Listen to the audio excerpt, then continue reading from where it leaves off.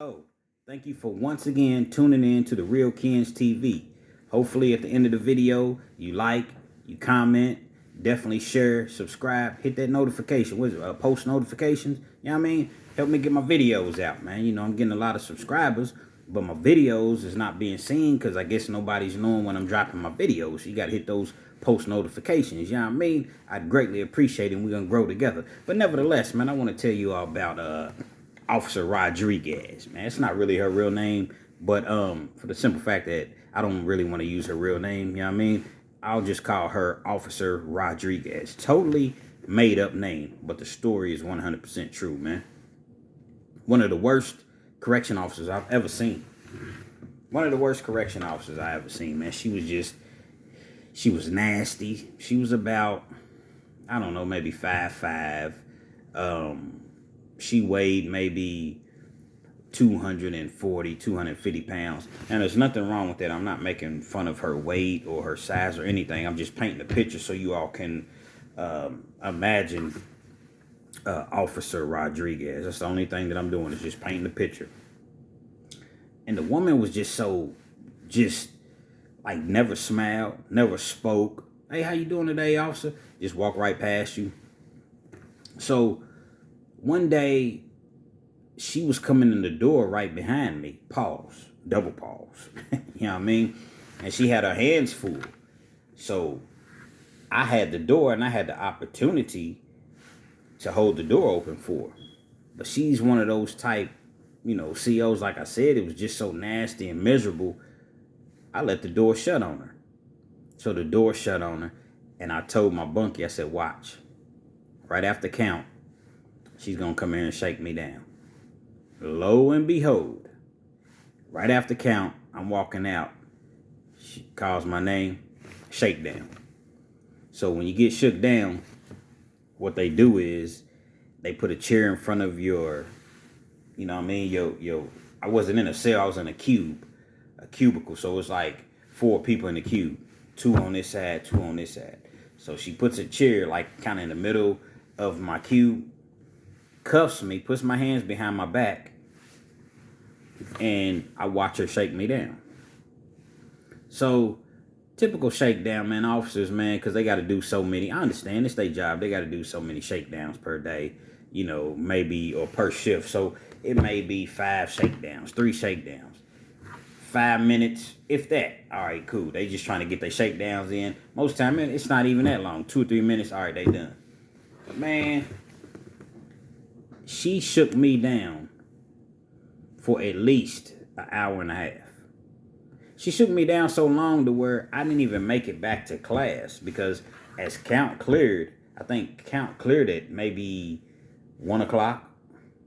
Class was over with at like 2:45. She didn't get done shaking me down until like 2:30. It was ridiculous, man. She went through every item that I had in my locker.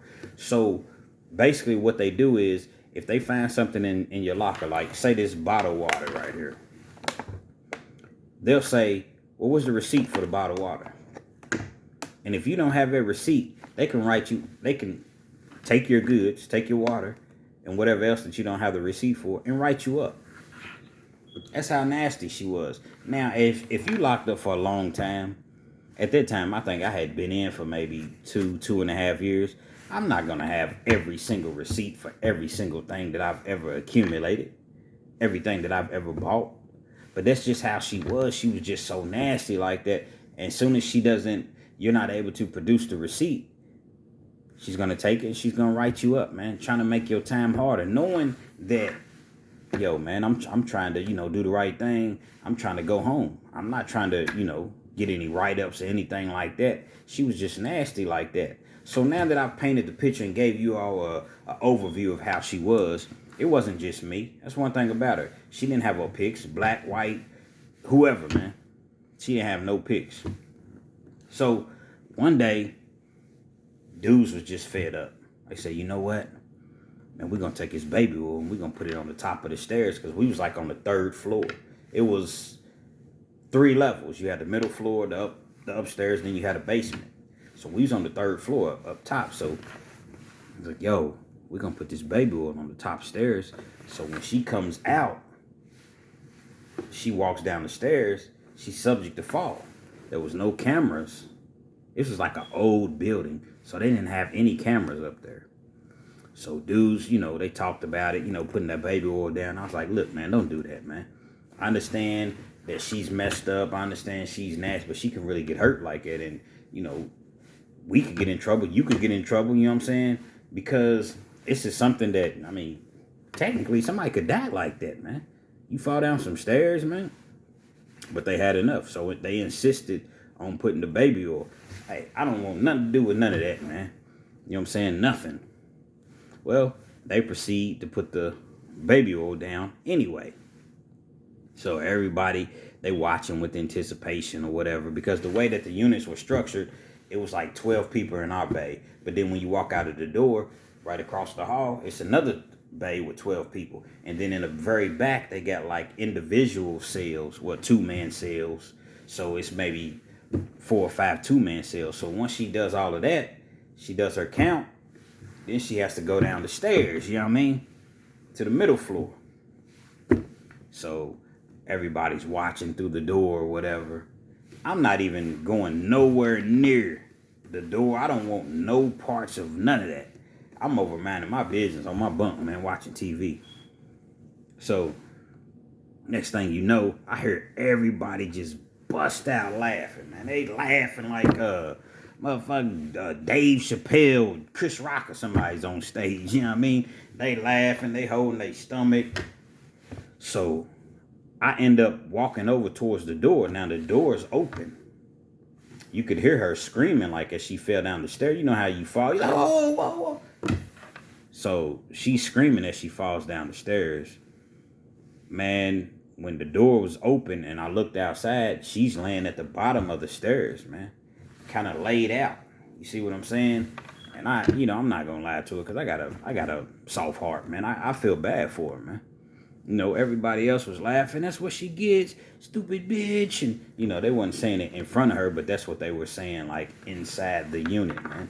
And, and I feel bad, like I said, because, I don't wish violence upon nobody. Prison is a very violent place.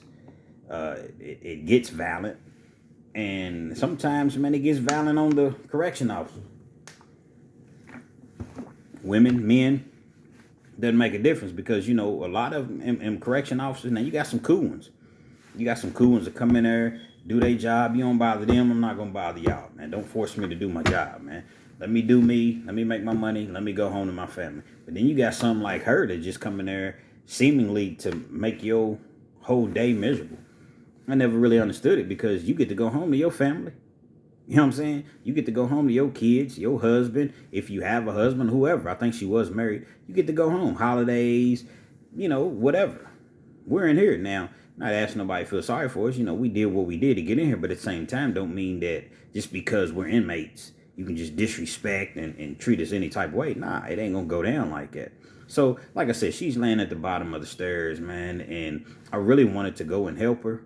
But it was 2 reasons that I didn't, because for one, then I'm going to get the flack from everybody else. You helping her? What's really going on? And then for 2, man, I ain't want to get falsely accused of anything. You know what I'm saying? I'm standing near her. She done fell down the stairs or whatever. So I didn't want my name mixed up in anything. So that's just an example of how, people think that they can just get away with doing anything. And they can't, because that woman could have seriously gotten hurt, and I'm glad she didn't. But she could have seriously gotten hurt, man, falling down them stairs. She could have hit her head on the floor. You know what I'm saying? She could have pushed the noodle all the way backwards, man. You know what I'm saying? But, like I said, she didn't. They did an investigation, but they really couldn't prove anything. You know what I mean? What can you prove? You all don't know who put the baby oil down. I don't even know if they knew anyone put baby oil down. But it was just a sad situation. So if you're a CO, be a cool CO, man. I ain't saying you got to let people run over you. I ain't saying you got to, just let people do anything and put your job in jeopardy. I'm not saying that, but just understand that, man, these inmates, man, they take it personal how you treat them. And don't think that you big and bad just because you're in there and you got your little radio on your shoulder with the red panic button, and you got your fire extinguisher on your hip, and you got your handcuffs and your flashlight. Man, an inmate will beat your ass, man. An inmate will beat your ass, and it don't matter if you got a life sentence. It don't matter. I've seen more people with less time beat a CO's ass opposed to somebody that got a lot of time. Dudes that got 3 or 4 years, man. And then now on top of that, man, you got to see these people out in the community. So you out with your kids, you out with your family, your mother, maybe she's elderly or something like that, and then you see a CO. I mean, you see an inmate, a former inmate, and he remembers how you treated him. He's not trying to hear, well, I was just doing my job. Nah. So now your health, your well-being, your kids' well-being, your mother, your wife, whoever you with, guess what? The same way that the CO had your life in his hands. You see what I'm saying? When he was locked up, your life was in the CO's hands because he can say whatever.